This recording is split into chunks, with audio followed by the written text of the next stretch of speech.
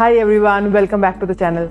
Today's video is video 1 of the Microsoft Word productivity series. Hope you find this useful. Let's get started.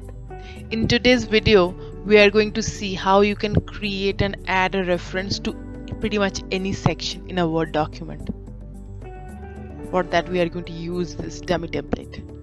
Say you want to add a reference to this section EST, and say you want to add this reference here. So let's see how we can do that. For that, we first need to come here, and then we need to choose bookmark. And now let's add a name. Say we'll call this para 2.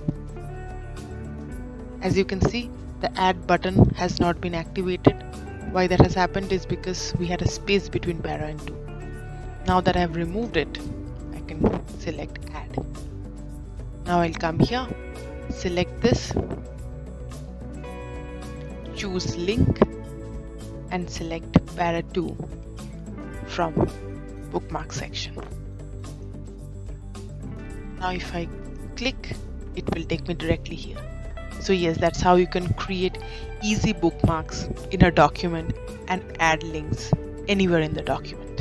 So yes, that was what today's video was about. Do share it with someone who may find this useful. Thanks for watching.